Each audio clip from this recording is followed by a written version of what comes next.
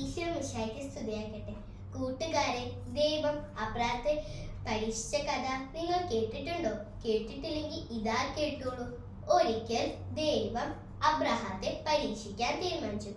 ദൈവം അബ്രഹാത്തോട് പറഞ്ഞത് എന്താണെന്നോ? അബ്രഹാത്തിന്റെ ഏക മകനില്ലേ ഇസാക്ക്, ആ ഇസാക്കിനെ ദൈവത്തിന് ബലി കഴിക്കണമെന്ന്, ദഹനബലി കഴിക്കണമെന്നാ ദൈവം പറഞ്ഞേ. ദഹനബലി എന്താന്ന് നിങ്ങൾക്ക് അറിയാമോ?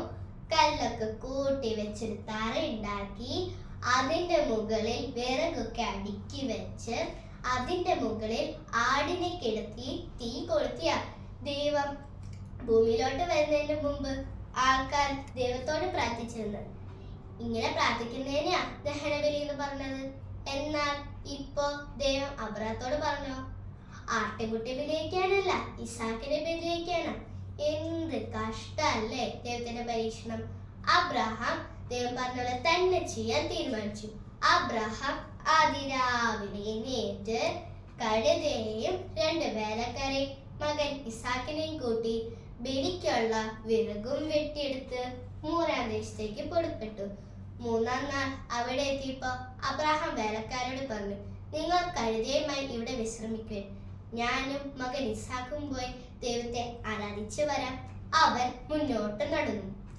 കുറച്ചു കഴിഞ്ഞപ്പോ ഇസാക്ക് അബ്രഹാത്തെ വിളിച്ചു. അപ്പാ അപ്പാ. എന്താ മകനെ? അബ്രഹാം വിളി കേട്ടു. ബലിക്കുള്ള കത്തിയും വിറകും ഉണ്ടല്ലോ, പക്ഷേ ദഹന ബലിക്കുള്ള കുഞ്ഞാട് എവിടെ? അബ്രഹാം പറഞ്ഞു, ദഹന ബലിക്കുള്ള കുഞ്ഞാടിനെ ദൈവം തന്നെ തരും. അവൻ മുന്നോട്ട് നടന്നു.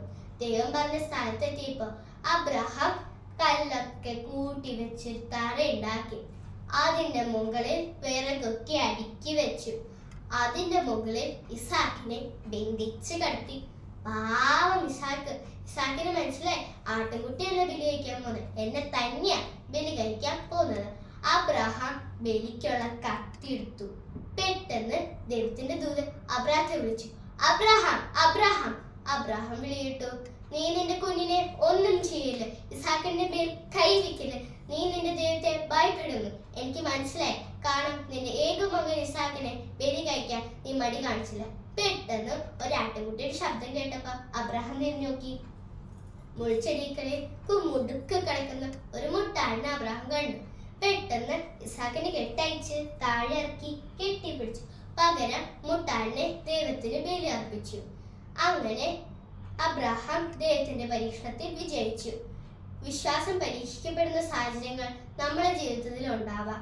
അപ്പോഴെല്ലാം വിശ്വാസം പരീക്ഷിക്കപ്പെടുന്ന അബ്രഹാത്തെ പോലെ വാക്കിലും പ്രവൃത്തിയിലും ദൈവത്തിലുള്ള അടിയുറച്ച വിശ്വാസം നമ്മുടെ ജീവിതത്തിലും പ്രകടമാക്കാം. ഇതാണ് അബ്രഹാത്തിന്റെ ജീവിത കഥ നമുക്ക് തരുന്ന സന്ദേശം. നന്ദി.